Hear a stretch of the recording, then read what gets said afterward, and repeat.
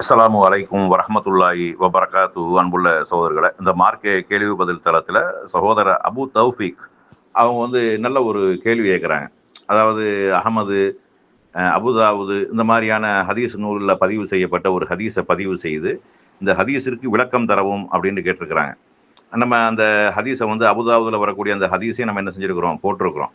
இப்போ இந்த ஹதீஸினுடைய விளக்கம் என்ன அப்படின்ட்டு நம்ம பார்க்கறதுக்கு முன்னாடி ஒரே ஒரு அடிப்படையான விஷயத்தை மட்டும் விளங்கி கொண்டு இந்த ஹதீஸுக்குள்ள நுழைந்தோமையானால் இந்த ஹதீஸ் என்ன சொல்கிறது அப்படிங்கிறத நம்ம விளங்கி கொள்ளலாம். ஏன்னா இந்த ஹதீஸை வச்சு நிறைய பேர் என்ன செய்கிறாங்கன்னா, ஒரு தவறான ஒரு வழிக்கு செல்றார்கள். தவறான ஒரு வழியை இஸ்லாத்தினுடைய அடிப்படையாக ஆதாரமாக காட்டுவதற்கு முயற்சிக்கிறார்கள். அப்போ அந்த அடிப்படையை நம்ம விளங்கி கொண்டு இந்த ஹதீஸுக்குள்ள நுழைந்தா தான் அந்த ஹதீஸ் உண்மையிலே என்ன சொல்லுது, நபி ஸல்லல்லாஹு அலைஹி வஸல்லம் அவர்கள் என்னதான் சொன்னார்கள் அப்படிங்கிறத நம்ம என்ன செய்ய முடியும், ஈஸியாக விளங்கி கொள்ள முடியும். இஸ்லாமிய மார்க்கத்தை பொறுத்தளவுக்கு அது முழுமையாக்கப்பட்டு விட்டது. அல் யௌம அக்மல்து லக்கும் தீனக்கும், இன்றைய தினம் உங்களுடைய மார்க்கத்தை நம்ம முழுமைப்படுத்தி விட்டோம் அப்படின்னு அல்லாஹ் சொல்லிட்டான். மார்க்கம் முழுமையாக்கப்பட்டு விட்டது. அதுபோல் நபி ஸல்லல்லாஹு அலைஹி வஸல்லம் அவர்களுடைய மரணத்தோட வஹீயினுடைய தொடர்பு அறுந்து விட்டது. அப்ப ரசூல் ஸல்லல்லாஹு அலைஹி வஸல்லம் அவர்களுக்கு பின்னாடி மார்க்கமாக எந்த ஒன்றும் வராது, வஹி யாருக்கும் வராது. இந்த அடிப்படையை விளங்கி கொண்டு இந்த ஹதீஸ்குள்ள நம்ம போனோமையானால் இந்த ஹதீஸ் என்ன சொல்லுது அப்படிங்கிறத விளங்கி கொள்ளலாம். அதுபோக இந்த தமிழில் மொழிபெயர்க்கக்கூடிய நேரத்தில் தமிழில் மொழிபெயர்க்கிறாந்தா எல்லாத்தையும் தமிழில் மொழிபெயர்த்திடணும். சில வார்த்தைகளை மட்டும் அரபியில் நம்ம அந்த சொல்லக்கூடிய நேரத்தில் அதுவும் தவறாக விளங்குவதற்கு வழி இருக்கிறது. ஆனால் உண்மையிலே மொழிபெயர்க்கக்கூடியவங்க அந்த அர்த்தத்தில் மொழிபெயர்க்காவிட்டாலும் மக்கள் தவறாக விளங்கிக் கொள்வார்கள் என்ற அந்த ஒரு காரணத்தை மையமாக வைத்து எல்லாத்தையும் தமிழ்லேயே சொல்லிவிடுவார்களே ஆனால், தமிழில் மொழிபெயர்த்து விடுவார்களே ஆனால் அது உங்களுக்கு ஈஸியாக இருக்கும். அதுக்கு உதாரணமாக ஒரே ஒரு குர்ஆன் வசனத்தை மட்டும் சொல்லிவிட்டு நம்ம அந்த ஹதீஸுக்குள்ளே போயிடுவோம். அதாவது இந்த ஹிஜ்ரத் செய்தோரிலும் முஹாஜிர்களிலும் வருதா இல்லையா, முஹாஜிர்களிலும் அன்சாரிகளிலும் அப்படின்ட்டு வரும். ஹிஜ்ரத் செய்தவர்களும் அன்சாரிகளிலும் அப்படின்ட்டு ஒரு வசனம் என்ன செய்யுது, 9வது அத்தியாயத்தினுடைய 100வது வசனம். இதை என்ன செய்யறாங்கன்னா, அந்த ஹிஜ்ரத் அப்படிங்கிறத அரபியில் போட்டுறாங்க. ஹிஜ்ரத்துங்கிறது மேல அரபி வாசகமே ஹிஜ்ரத் தான் வரும். வசாபி கூனல் அவ்வளூன மினல் முஹாஜிரீன வல் அன்சார், அந்த முஹாஜிர்கள் அன்சார்கள் அப்படின்ட்டு வருது. இப்போ இந்த இடத்துலையும் அவங்க சரியான மொழிபெயர்ப்பு தமிழ்லேயே கொடுத்துட்டாங்கன்னா நிறைய பிரச்சனைகள் இருக்காது. அதாவது நாடு துறந்து வந்தவர்களையும் அவர்களுக்கு உதவி செய்தவர்களிலும் முதலாம் அவர்கள், அதனை பின்தொடர்ந்து வந்த இரண்டாம் அவர்கள், இவர்களை அல்லாஹ் பொருந்தி கொண்டான் அப்படிங்கிற அளவுக்கு நம்ம அதை மொழிபெயர்த்து விட்டோமே ஆனால் அதுவும் தமிழ் மொழிபெயர்ப்பு தான் அது. அப்போ மக்களுக்கு ஒரு குழப்பம் நீங்குவதற்கு ஒரு வழியாக இருக்கும். அந்தையும் கவனத்தில் கொண்டு நம்ம இந்த ஹதீஸை நம்ம பார்ப்போம். இந்த ஹதீஸ் என்ன சொல்லுது அப்படின்டா, அதாவது இர்ஃபாத் இப்னு சாரியா ரலியல்லாஹு அவங்க தான் இந்த செய்தியை அறிவிக்கிறாங்க. அவங்க என்ன அறிவிக்கிறாங்க அப்படின்டா, நபி ஸல்லல்லாஹு அலைஹி வஸல்லம் அவர்கள் எங்களுக்கு தொழுகை வைத்தார்கள். பிறகு எங்களை நோக்கி திரும்பி உள்ளங்கள் நடுங்க செய்யும், கண்களிலிருந்து கண்ணீர் வரவழைக்கும் மிக ஆழமான ஒரு உபதேசத்தை செய்தார்கள். ரசூல் ஸல்லல்லாஹு அலைஹி வஸல்லம் ஒரு வசியத்து செய்கிறது மாதிரி முக்கியமான ஒரு உபதேசம் செய்கிறாங்க. அப்போது ஒருவர் அல்லாஹ்வின் தூதரே, இது விடைபெறும் நிலையில் இருப்பவர் செய்யும் உபதேசம் போன்று உள்ளதே, ஆகவே எங்களுக்கு என்ன உபதேசிக்கிறீர்கள் என்று கேட்டார்கள். அதாவது நீங்க கடைசியா செய்யக்கூடிய ஒரு வசியத்து உபதேசம் மாதிரி இருக்கிறத எங்களுக்கு என்ன சொல்ல போறிய அப்படின்னு கேட்குறாங்க. அதற்கு நபி ஸல்லல்லாஹு அலைஹி வஸல்லம் அவர்கள் கூறினார்கள், அல்லாஹ்வுக்கு அஞ்சுமாறும் உங்களுக்கு நான் உபதேசிக்கிறேன். மேலும் உங்களுக்கு தலைவராக அபிசீனியா அடிமை இருந்தாலும் அவருக்கு கட்டுப்படுங்கள் அப்படின்னு கேளுங்கள்னு போட்டிருக்காங்க. அதுல தாஅத் அப்படின்னு தான் வருது. தாஅத்துனா கட்டுப்படுதல். கட்டுப்படுங்கள் என்று என்ன செய்யுங்க அப்படிங்கிறத நபி ஸல்லல்லாஹு அலைஹி வஸல்லம் அவர் கேளுங்கள், அவருக்கு கட்டுப்படுங்கள். ஏனெனில் எனக்கு பின்னால் உயிரோடு இருப்பவர்கள், அந்த மார்க்கத்திலும் பிராக்கெட் போட்டிருக்காங்களா இல்லையா, அது மார்க்கத்தில் வராது. மார்க்கத்தில் ரசூலுல்லாஹ் மௌத்தா போனதுக்கப்புறம் மார்க்கத்திலே முரண்பாடு கொண்டாங்க, கருத்து வேறுபாடு கொண்டாங்க. அதிகமான சஹாபாக்கள் மார்க்கத்தில் முரண்பட்டு போய் நின்றாங்க இல்லை. அப்போ எதில் கருத்து வேறுபாடு கொண்டாங்கன்னா, ஆட்சி அதிகாரத்தில் அதிகமான கருத்து வேறுபாடுகளை கண்டார்கள். ரசூலுல்லாஹ் மௌத்தா போன உடனே ஆட்சி அதிகாரம் சம்பந்தமாக தான் கருத்து வேறுபாடு, முதல் கருத்து வேறுபாடு. ரசூலுல்லாஹ் மௌத்தா போயிட்டாங்களா இல்லையாங்கிறது இது ஒரு பிரச்சனை. அது அபூபக்கர் ரலியல்லாஹு அவர்கள் என்ன செய்கிறாங்க, அதை சரி பண்ணிடுறாங்க. அடுத்ததாக இருக்கக்கூடிய முக்கியமான ஆட்சி தலைவர் யாருங்கிற பெரிய பிரச்சனையாகி அன்சாரிகளுக்கும் முஹாஜிர்களுக்கும் இடையில பெரிய வாக்குவாதம் நடக்குது. மின்னா அமீரும் மின்கும் அமீர், உங்களில் ஒரு அமீரை தேர்ந்தெடுத்துக்கிறங்க, எங்களில் ஒரு அமீரை தேர்ந்தெடுத்துக்கிறவங்க அளவுக்கு ஆட்சி அதிகாரத்தில் வருது. அப்புறம் அபூபக்கர் ரலியல்லாஹு தேர்ந்தெடுக்கப்படுறாங்க. அதனை தொடர்ந்து என்ன செய்யறாங்க, அந்த நேரத்திலே அலி ரலியல்லாஹு அவங்க பையத் செய்ய மறுத்துடுறாங்க. இப்படியான விஷயங்கள்லாம் என்ன செய்யுது போகுது. உஸ்மான் ரலியல்லாஹு அவங்களுடைய அந்த காலம் என்பது மிகப்பெரிய ஒரு முரண்பாடான விஷயங்கள், கருத்து வேறுபாடான விஷயங்கள், ஆட்சி அதிகாரம் சம்பந்தமாக உக்கிரமமாக நடக்கக்கூடிய விஷயங்கள்லாம் நடக்குது.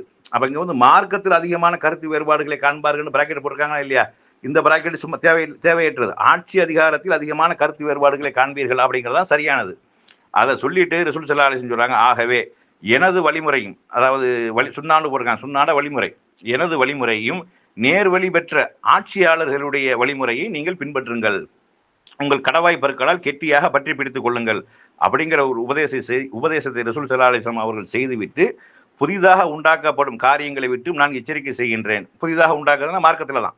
மார்க்கத்தில் புதிதாக உண்டாக்கக்கூடிய ஒவ்வொரு காரியத்தை விட்டு நான் உங்களுக்கு எச்சரிக்கை செய்கின்றேன். ஏனெனில் மார்க்கத்தில் புதிதாக உண்டாக்கப்படும் ஒவ்வொன்றும் பிதுஅத்தாகும், ஒவ்வொரு பிதுஅத்தும் வழிகேடாகும் அப்படின்னு நபி ஸல்லல்லாஹு அலைஹி வஸல்லம் அவங்க சொன்ன செய்தி. இது அபூதாவூதுல பதிவு செய்யப்பட்டிருக்கு. இது வேற நூல்களில் என்ன செய்து பதிவு செய்யப்பட்டிருக்கு, ஆதாரப்பூர்வமாகவும் இருக்கிறது. இது சம்பந்தமாக வேற வேற கிதாபுகளில் பலவீனமாகவும் இருக்கிறது.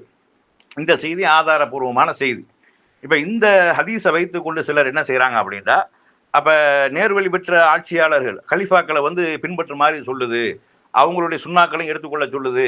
அப்போ இஸ்லாம் என்பது ரசூல்லா காலத்தோட முழுமை பெறவில்லை, இவர்களை கொண்டும் அந்த இஸ்லாம் வந்து புதுப்பிக்கப்பட்டு கொண்டே இருக்கிறது அப்படிங்கிற ஒரு கருத்தை கொண்டு வராங்க. ஆனால் அந்த கருத்தை இது சொல்லலை. ஏன்னா மார்க்கத்தை எல்லாம் முழுமையாக்கிட்டான். ரசூல்லாவுடைய மரணத்தோட வகி அறுந்து விட்டது, தொடர்பு துண்டிக்கப்பட்டு விட்டது. அப்போ அதுக்கப்புறம் மார்க்கத்தை உண்டாக்கக்கூடிய அதிகாரம் யாருக்கும் இருக்கக்கூடாது இல்லை என்பதற்காகத்தான் மார்க்கத்தில் புதிதாக உருவாகக்கூடிய ஒவ்வொரு காரியத்தை விட்டு நான் உங்களை எச்சரிக்கை செய்கின்றேன், ஒவ்வொன்றும் வழிகேடு, ஒவ்வொரு வழிகேடு உங்களை நரகத்தில் கொண்டு போய் சேர்க்கும் அப்படிங்கிறத இங்கே சொல்கிறாங்க. அப்போ இந்த ஆட்சியாளர்கள் கலிஃபாக்கள்னு சொல்கிறாங்களா இல்லையா, அதுக்கு மேலே ஒரு செய்தியை ரசூல் ஸல்லல்லாஹு அலைஹி வஸல்லம் அவங்க சொல்கிறாங்க. உங்களுக்கு தலைவராக அமீராக நியமிக்கப்படக்கூடியவர் அபிசீனியா நீக்குரோவாக இருந்தாலும் ஹபசியாக இருந்தாலும் அவருக்கு நீங்கள் கட்டுப்படணும். ஆட்சியாளராக நியமிக்கப்பட்டு விட்டால் அவருக்கு கட்டுப்படணும், அவர் சொல்வதை கேட்கணும். எது வரைக்கும் கேட்கணும் அப்படிங்கிற விஷயமாக குர்ஆனும் சொல்கிறது, நபி ஸல்லல்லாஹு அலைஹி வஸல்லம் அவர்களும் தெளிவுபடுத்துறாங்க. எது வரைக்கும் கேட்கணும் என்றால் மார்க்கத்திற்கு முரணாக சொல்லாத வரையில தான் கேட்கணும். மார்க்கத்திற்கு முரணாக சொல்வார்களே ஆனால் கட்டுப்படக்கூடாது. கட்டுப்படுதல் என்பது தீன்ல தான், மார்க்கத்தில் தான் என்று சொல்லி வேறு சில ஹதீஸ்கள் இருக்கிறது. இதெல்லாம் நம்ம சமீபத்தில் நடந்த ஒரு விவாதத்தில் கூட நம்ம இது சம்பந்தமாக விரிவாக நம்ம பேசின 5 பாகங்களாக நம்மளுடைய யூடியூப்ல என்ன செஞ்சிருக்கிறோம், போட்டிருக்கிறோம். உங்களுக்கு தேவைப்பட்ட அந்த லிங்கை நம்ம தரோம், நீங்க வேணா என்ன செய்யுங்க, கூடுதலான தகவலை பார்த்துக்கிறீங்க. 3 நாள் நடந்த விவாதம் இது சம்பந்தமாகத்தான். சஹாபாக்களை பின்பற்ற வேண்டுமா பின்பற்றக்கூடாதா அப்படிங்கிறது சம்பந்தமாகத்தான் நடந்த விவாதம். அதை நீங்க பார்த்துக்கொள்ளுங்க. அப்ப இது வந்து அல்லாஹ் குர்ஆன்ல கூட சொல்றானா இல்லையா, யா அய்யுஹல்லதீன ஆமனு அத்தீஉல்லாஹ வ அத்தீஉர் ரசூல் வ உலில் அம்ரி மின்கும், நம்பிக்கை கொண்டவர்களே அல்லாஹ்வுக்கு கட்டுப்படுங்கள், அல்லாஹ்வுடைய தூதருக்கு என்ன செய்யுங்க, கட்டுப்படுங்கள், உங்களில் அதிகாரமுடையவர்களுக்கும் நீங்கள் கட்டுப்படுங்கள். அப்ப அதிகாரமுடையவர்கள் யாரு, ஆட்சியாளர்கள். அப்ப ஆட்சியாளர்களுக்கு கட்டுப்பட வேண்டும். எது வரைக்கும், அதுக்கு கீழே அந்த வசனத்தில் அல்லாஹ் கீழே சொல்றான், உங்களுக்கு இடையில கருத்து முரண்பாடு ஏற்படுமையானால், கருத்து வேறுபாடு ஏற்படுமையானால் அப்ப என்ன செய்யுங்க, அதை அல்லாஹ்விடமும் அவனுடைய தூதரிடமும் கொண்டு செல்லுங்கள். ஏன்னா மேல 2ல கருத்து வேறுபாடு இருக்காது, இருக்கக்கூடாது. மேல 2லயும் கருத்து வேறுபாடு இருந்தா எங்க கொண்டு போறது, அல்லாஹ் வந்து அல்லாஹ்விடமும் அவன் தூதரிடமும் கொண்டு வர சொல்ல மாட்டான். கருத்து வேறுபாடுங்கிறது ஆட்சியாளர்கள் விஷயத்துல தான், அதிகாரமுடையவர்கள் விஷயத்துல தான் கருத்து வேறுபாடு வரும். அப்படி உங்களுக்கு கருத்து வேறுபாடு வந்தால் அது அல்லாஹ்விடமும் அவனுடைய தூதரிடமும் கொண்டு செல்லுங்கள். நீங்க உண்மையிலே மறுமை நாளையும் நம்பி இருந்தால், மறுமை நாளை நம்பி இருந்தால் இதை என்ன செய்யுங்க, அல்லாஹ்விடமும் ஒரு தூதரிடமும் என்ன செய்யுங்க, கொண்டு செல்லுங்கள். இதுதான் அழகான மிகச்சிறந்த ஒரு முடிவாக இருக்கும் என்று சொல்லி சூரத்து நிசாவுல அந்த வசனத்துல அல்லாஹ் என்ன செய்யறான், இந்த சம்பவம் சொல்லி காட்டினான். அப்ப இந்த செய்தி, இந்த ஹதீஸ் சொல்லக்கூடிய விஷயம்தான் என்னவென்றால், ஆட்சியாளராக நியமிக்கப்படக்கூடியவர்கள் அவருடைய சொல்லுக்கு நம்ம கட்டுப்படணும். மார்க்கத்திற்கு முரண் இல்லாத வகையில சொல்லக்கூடிய விஷயங்களுக்கு நம்ம கட்டுப்படணும். இதுல வந்து இந்த நேர்வழி பெற்ற கலிஃபாக்கள்னு சொல்றாங்களா இல்லையா, இது ஒரு முக்கியமான விஷயம். இதுல வந்து நம்ம இந்த சஹாபாக்களை பின்பற்றணும் அப்படின்னு சொல்லக்கூடியவங்க வந்து என்ன சொல்றாங்கன்னா, இது 4 சஹாபாக்கள் தான் அப்படின்னு சொல்றாங்க. இந்த நேர்வழி பெற்ற சஹாபாக்கள்ல 4 பேர் தான், அப்படின்னா அந்த 4 பேரை தான் பின்பற்றணுங்கிற அளவுக்கு அவங்க சொல்றாங்க. இந்த செய்தி அதை சொல்லலை. இது அது சம்பந்தமாக ரசூலுல்லாஹ் பேசவும் இல்லை. இது வந்து எது சொல்றாங்க, ஆட்சியாளர்கள் விஷயமாகத்தான், ஆட்சி அதிகாரம் சம்பந்தமாகத்தான் இந்த செய்தியே சொல்லப்படுது. எனக்கு பின்னாடி நீங்க ஆட்சி அதிகாரத்துல வந்து நிறைய கருத்து வேறுபாடுகள் முரண்பாடுகள் நீங்க காண்பீர்கள். அப்ப நீங்க என்ன செய்யுங்க, நான் ஆட்சி செய்த வழிமுறை, மார்க்க வழிமுறை ரசூலுல்லாஹ்வோட சேர்ந்து வந்துடும். ஆனா அந்த கலிஃபாக்கள் என்று வரக்கூடிய ஆட்சியாளர்கள் என்று வரக்கூடிய அபூபக்கர் சித்திக் ரலியல்லாஹு அவர்களாக இருந்தாலும் சரி, உமர் ரலியல்லாஹு அவர்கள், உஸ்மான் ரலியல்லாஹு அவர்கள், அலி ரலியல்லாஹு அவர்கள், இன்னும் அந்த 12 பேர் ரசூலுல்லாஹ் சொல்றாங்க. இந்த 12 பேர் வரக்கூடிய காலம் வரைக்கும் இந்த இஸ்லாம் வலிமையானதாக இருக்கும் அப்படிங்கிற அளவுக்கு என்னது, பிரகாசமாக வலிமையானதாக இருக்கும் என்று சொல்லி புகாரி முஸ்லிம் போன்ற ஹதீஸ் நூல்கள்ல இந்த செய்தியும் பதிவு செய்யப்பட்டிருக்குது. அப்ப 12 பேர் வருவார்கள் என்று ஹதீஸ் சொல்கிறது. இவங்க அந்த 4 பேரை மட்டும் என்ன செய்யறாங்க, சொல்றாங்க இந்த 4 பேரை பின்பற்றணும் அப்படிங்கிற இந்த செய்தி கூட சொல்லக்கூடிய விஷயம் என்ன, இந்த 4 பேருடைய வழிமுறை பின்பற்றுங்க அவங்க சொல்றாங்க. ஆனா ரசூல் ஸல்லல்லாஹு அலைஹி வஸல்லம் அவர்கள் ஆட்சியாளர்கள் அவர்களுக்கு கட்டுப்படுங்க, நேர்வழி பெற்றவர்கள் என்று சொல்லி இவர்கள் சொல்லக்கூடிய அந்த விஷயமாக இருந்தாலும் ரசூலுல்லாஹ் அந்த 12 பேர் இருக்க வரைக்கும் ஆட்சி என்ன செய்யும், நிலைத்திருக்கும், அது வலிமையாக இருக்கும், இஸ்லாம் மேலோங்கும் அப்படிங்கிற செய்தியை நம்ம கூடுதலாக பார்க்கும்பொழுது இந்த 12 பேர்ல இந்த ஒரு 6-7 பேரை தவிர மிச்சம் இருக்கக்கூடியவர்கள் எல்லாம் என்னது, ஆட்சி அதிகாரம் சரியாக செய்தார்களே ஒழிய மார்க்க விஷயமாக பேணுதலாக நடக்கவில்லை அப்படிங்கிற விஷயத்தை நம்ம என்ன செய்யலாம், இதுல கூடுதலாக நம்ம பார்க்கிறோம். அப்ப அந்த அடிப்படையில் நீங்கள் பார்த்தீர்களேயானால் இது முழுக்க முழுக்க சொல்லக்கூடிய ஆட்சி அதிகார விஷயங்கள்ல மார்க்கத்துக்கு முரண் இல்லாத வகையில் ஆட்சியாளர்கள் உங்களுக்கு ஒரு கட்டளை இடுவார்களே ஆனால், உங்களுக்கு ஒரு அதிகாரத்தை பண்ணுவார்களே ஆனால், அப்ப நம்ம அவருக்கு கட்டுப்படணும். ஆட்சிக்கு எதிராக கிளம்பி விடக்கூடாது, புரட்சி செஞ்சிடக்கூடாது, அவருக்கு சொல்லுக்கு கீழ்ப்படிந்து கட்டுப்பட்டு நடக்க வேண்டும் அப்படிங்கிற ஒரு செய்தியை தான் இந்த ஹதீஸ் சொல்கிறது அப்படிங்கிறத நம்ம விளங்கிக் கொள்ளணும். நிச்சயமாக இது சஹாபாக்களை பின்பற்றுமாறு சொல்லவே இல்லை, அப்படி சொல்ல முடியாது. ஏன்னா மார்க்கம் முழுமையடைந்து விட்டது. மார்க்கம் இனிமே ஒரு ஆளை கொண்டு மார்க்கம் புதுப்பிக்கப்படுமா? புதிய செய்திகளை கொண்டு வர முடியுமா? புதிய செய்திகள் கொண்டு வருவதற்கு வழி இருக்குமே, ஆனால் மார்க்கம் முழுமையாக்கப்பட்டது என்பது பொய்யா போயிடும். வகியின் அடிப்படையில் தான் மார்க்கம் தீர்மானிக்கப்படும். இத்தபியூ மா உன்சில இலைக்கும் ரப்பிக்கும், உங்கள் இறைவனிடமிருந்து உங்களுக்கு இறக்கி அருளப்பட்டதை நீங்கள் பின்பற்றுங்கள். வலா தத்தபியூ மின் தூனிஹி அவுலியா, அதாவது மற்றவர்களை நீங்கள் என்ன செய்ய, அவுலியாக்களாக பொறுப்பாளராக ஆக்கி நீங்க பின்பற்றாதீங்க. கலிலம்மா ததக்கரும், நீங்கள் குறைவாகவே நீங்க என்ன செய்ய படிப்பினை பெறுகிறீர்கள் அப்படின்னு எல்லாம் சொல்றான். அப்ப வகியை பின்பற்றணும் என்றால் வகியினுடைய தொடர்பு அறந்ததுக்கு அப்புறம் மார்க்கத்துல புதுசாக ஒரு செய்தியை கொண்டு வருவதற்கோ, ஒரு சட்டத்தை கொண்டு வருவதற்கோ, ஒரு வணக்க வழிபாடுகளை உண்டாக்குவதற்கோ யாருக்கும் அதிகாரம் இல்லை. ஆனா உள்ளதை சொல்லக்கூடிய விஷயம் எல்லாத்துக்கும் இருக்கிறது. அது சஹாபாக்களுக்கு மட்டும் இல்லை, குர்ஆன் ஹதீஸ்ல உள்ளதை மக்களுக்கு எடுத்து சொல்லக்கூடிய அந்த கடமை என்பது அனைவருக்கும் இருக்கிறது. அவர்கள் முந்தைய காலத்தில் வாழ்ந்த சிறந்தவர்கள், சஹாபாக்களை பொறுத்தளவுக்கு நல்லவர்கள், சிறந்தவர்கள், சொர்க்கத்திற்குரியவர்கள், அல்லாஹ்வால் பொருந்தி கொள்ளப்பட்டவர்கள் என்பது வேற. ஆனால் பின்பற்றுதல் என்று இந்த ஹதீஸ் அதுக்கு ஆதாரமாக கொண்டு வருவார்களே, ஆனால் அது இதை சொல்லவே இல்லை. சஹாபாக்களை பின்பற்ற முடியாது, பின்பற்றக்கூடாது, வஹியை மட்டும்தான் பின்பற்ற வேண்டும் அப்படிங்கிறத என்ன செய்யணும், விளங்கி கொள்ளணும். அதனால இந்த நேர்வழி பெற்ற ஹலிஃபாக்கள் அப்படிங்கிற இடத்துல நேர்வழி பெற்ற ஆட்சியாளர்கள் அப்படின்னு அவங்க மொழிபெயர்த்தார்களே, ஆனால் இந்த அழகா ஈஸியா போயிடும். பொதுவாக வரக்கூடிய ஆட்சியாளர்கள் சம்பந்தமாக சொல்லக்கூடிய விஷயமா போயிடும். இவர்கள் மார்க்க விஷயத்தில் எதையும் கூட குறை சொல்லிடக்கூடாது என்பதற்காகத்தான் ரசூல் ஸல்லல்லாஹு அலைஹி வஸல்லம் அவர்கள் கீழே கடுமையான ஒரு எச்சரிக்கை செய்கிறாங்க. மார்க்கத்தில் புதிதாக உருவாகக்கூடிய ஒவ்வொரு காரியத்தை விட்டு நான் உங்களுக்கு எச்சரிக்கை செய்கிறேன்.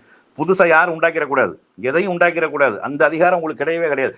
அப்படி யார் எதையாவது உண்டாக்கினார்களே ஆனாலும் அது இஸ்லாத்தில் உள்ளது இல்லை, அது வழிகேடு, அந்த வழிகேடுகள் உங்களை நரகத்துல தான் கொண்டு போய் சேர்க்கும் என்று சொல்லி ரசூல் ஸல்லல்லாஹு அலைஹி வஸல்லம் அவர்கள் அந்த ஒரு எச்சரிக்கையும் இந்த செய்தியிலேயே என்ன செய்றாங்க, சேர்த்து சொல்றாங்க.